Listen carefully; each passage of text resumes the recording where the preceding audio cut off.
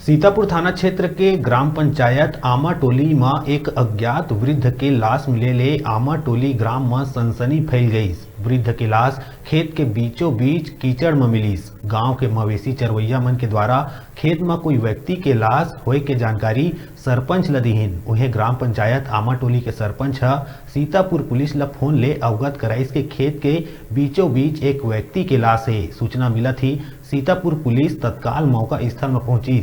Sitapur police पंचनामा करके मृत व्यक्ति के लाश ला सीतापुर अस्पताल के मरचूरी में रखवा दी। मृतक की उम्र लगभग 60 से 65 वर्ष के बीच बताए जाते। मृतक की पहचान अभी तक नहीं हो पाए है।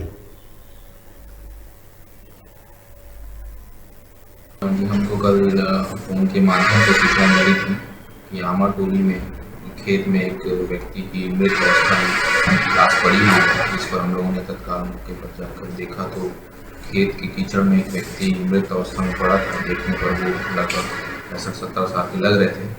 हमने उसके उनका फ़ोटो लेकर के आसपास के लोगों को पूछताछ भी किया, फ़ोटो भी शेयर किए काफ़ी सारे ग्रुप्स में, पर उनका शिनाख्त अभी तक नहीं हो पाया है।